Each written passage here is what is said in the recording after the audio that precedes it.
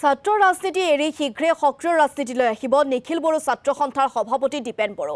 ২৫ বছৰীয়া ছাত্ৰ ৰাজনীতিৰ পৰিক্ৰমাত কৰি অহা ত্যাগৰ বাবে এক মসৃণ সমষ্টিৰ পৰা প্ৰতিদ্বন্দ্বিতা কৰাৰ পৰিৱেশ প্ৰদান কৰিবলৈ সকলো ৰাজনৈতিক দলক আহ্বান দীপেন বড়োৰ। পূৰ্বে হাগ্ৰামা মহিলাৰীয়ে বিপিএফলৈ আমন্ত্ৰণ জনোৱাৰ প্ৰসংগ উল্লেখ কৰাৰ লগতে আঞ্চলিকতাবাদী নে ৰাষ্ট্ৰীয়তাবাদী ৰাজনীতি কৰিব সেয়া শীঘ্ৰে স্পষ্ট কৰিব বুলি মন্তব্য দীপেন বড়োৰ।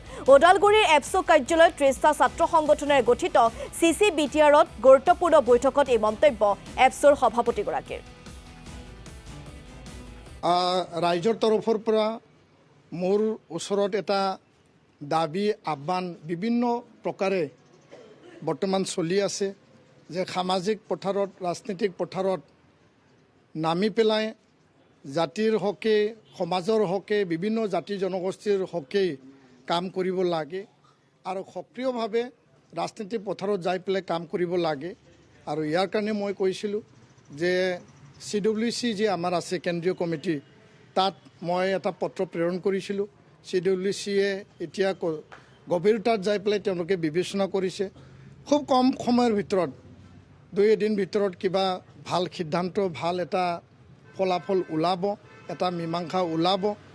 এই কথাটো লৈ আজি CCBTRৰ মজিয়াটো মই কথাটো উপস্থাপন কৰিম যে CCBTRৰ আটাইবিলাক যিখিনি ৩০টা জাতীয় দল সংগঠন আছে তেওঁলোকৰ মতামতটো কি, তেওঁলোকে কি বিচাৰে আৰু তেওঁলোকৰ মতামত নিখিল বড়ো ছাত্ৰ সন্থা কেন্দ্ৰীয় কাৰ্যকৰী কমিটিৰ মতামত সকলো লৈ পেলাই আগন্তুক দিনত যাত্ৰা কি ধৰণে হ'ব আৰু কেনেকৈ আগবাঢ়িম এই সিদ্ধান্তৰ ওপৰত আজি বিতংভাৱে আলোচনা কৰিম।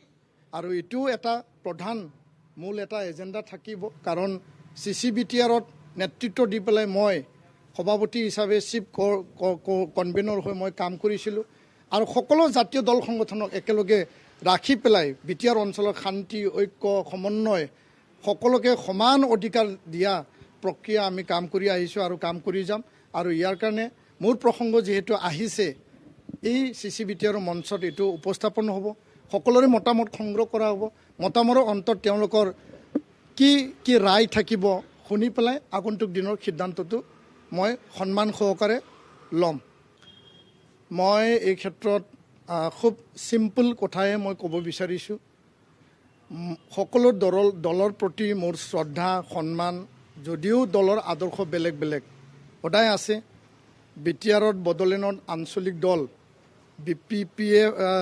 BPF আৰু UPPL দুইটা দলৰ প্ৰতি মোৰ সন্মান শ্ৰদ্ধা আছে। এই কাৰণে আছে যে হাগ্ৰামা মহিলাৰী ডাঙৰীয়াই হওক, প্ৰমোদ বড়ো ডাঙৰীয়াই হওক, তেওঁলোকে সুদীৰ্ঘ সময়ৰ পৰা সংগ্ৰাম কৰি এটা আঞ্চলিক দল গঠন কৰিছে। বড়ো জাতি উত্তৰণৰ সমান্তৰালভাৱে আন জাতি জনগোষ্ঠীৰ অধিকাৰ তেওঁলোকৰ উত্তৰণৰ কথা এই দলসমূহে আগুৱাই নিছে। আৰু ইয়াৰ কাৰণে আজিৰ তাৰিখত আঞ্চলিক দলেই হওক, ৰাষ্ট্ৰীয় দলেই হওক, অসমখনৰ স্বাৰ্থত, বড়োলেণ্ডখনৰ স্বাৰ্থত যিসকলে কাম কৰিছে, আগুৱাই নিছে, সকলো দলৰ প্ৰতি মই আঞ্চলিক আৰু ৰাষ্ট্ৰীয় দল সকলোকে কৈছোঁ, ভাল কাম, ভাল নীতি আৰু বড়োলেণ্ড BTR অঞ্চলৰ আগুৱাই নিয়াৰ কাৰণে তেওঁলোকে যি প্ৰচেষ্টা অব্যাহত ৰাখিছে, সদায় মোৰ সন্মান শ্ৰদ্ধা মই জনাইছোঁ।